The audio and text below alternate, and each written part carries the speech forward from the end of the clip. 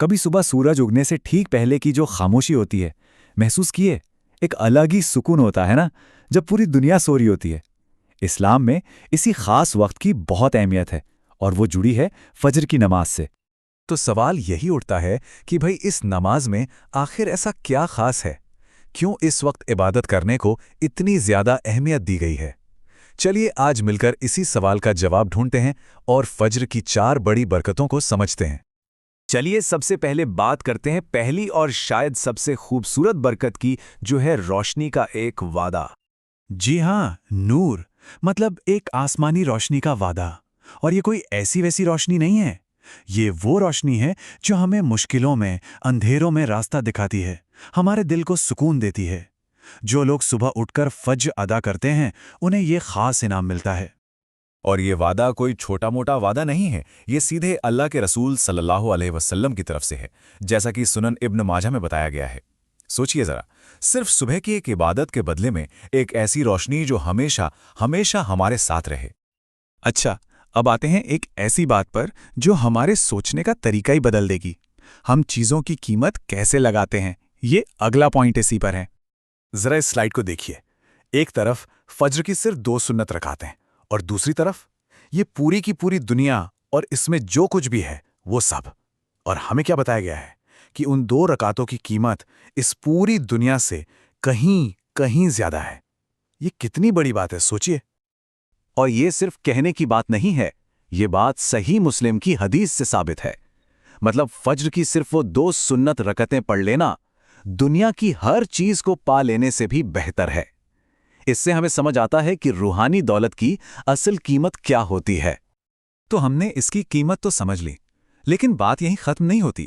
اس نماز کا ایک اور بہت ہی خاص درجہ ہے، ایک ایسا مقام جس کی گواہی خود قرآن میں دی گئی ہے۔ وٹنسڈ ہونا، اس کا کیا مطلب ہے؟ اس کا مطلب ہے کہ یہ کوئی عام وقت نہیں ہے، اس وقت کی گئی عبادت پر خاص طور سے دھیان دیا جاتا ہے۔ یہ وہ پل ہے جب فرشتے آتے ہیں اور ہماری تلاوت، ہماری دعاؤں کے گواہ بنتے ہیں۔ اور یہ بات سیدھے قرآن میں کہی گئی ہے، سورہ الاسراء میں۔ فجر کے وقت قرآن پڑھنا ایک ایسا کام ہے جس کی گواہی خود فرشتے دے رہے ہیں۔ یہ اس وقت کی پاکیزگی کو، اس کی اہمیت کو اور بھی زیادہ بڑھا دیتا ہے۔ اور اب ان سب برکتوں کا نتیجہ کیا ہے؟ ان سب کا مقصد کیا ہے؟ وہ ہے آخری اور سب سے بڑا وعدہ۔ اور وہ وعدہ ہے سب سے بڑے انعام کا، جنت کا۔ اور ہمیں بتایا گیا ہے کہ 2 خاص نمازیں ہیں جن پر اگر ہم پابندی سے قائم رہیں تو یہ جنت کا سیدھا راستہ بن جاتی ہیں۔ صحیح بخاری کی یہ حدیث اس راستے کو بالکل صاف صاف دکھاتی ہے۔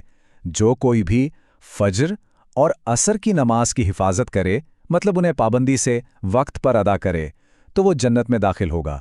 اس سے زیادہ سیدھا اور صاف وعدہ اور کیا ہو سکتا ہے؟ تو یہ ایک بہت ہی سیدھی سی ایکویشن ہے نا؟ پہلا سٹیپ فجر کی حفاظت، دوسرا سٹیپ عصر کی حفاظت، اور نتیجہ کیا ہے؟ جنت۔ یہ سلائیڈ اس آسان سے راستے کو یاد رکھنے کا ایک بہت اچھا طریقہ ہے۔ تو چلیے ان سب باتوں کو ایک بار پھر سے دیکھتے ہیں۔ فجر کی نماز ہمیں 4 بہت ہی قیمتی انعام دیتی ہے۔ سب سے پہلا، اللہ کی طرف سے نور کا وعدہ۔ دوسرا، اس کی 2 سنتیں بھی پوری دنیا اور اس کی ہر چیز سے بہتر ہیں۔ تیسرا، یہ ایک ایسی نماز ہے جسے وٹنسڈ کہا گیا ہے، جس کی گواہی دی جاتی ہے۔ اور چوتھا اور سب سے اہم، یہ جنت تک لے جانے والا سیدھا راستہ ہے۔ تو آخر میں بس یہی ایک سوال رہ جاتا ہے کہ کیا آج کی فجر ہمیشہ کی روشنی بن سکتی ہے؟ آج کی ایک چھوٹی سی کوشش کیا ہماری پوری زندگی اور آخرت کو روشن کر سکتی ہے؟ اس پر ضرور سوچیے گا۔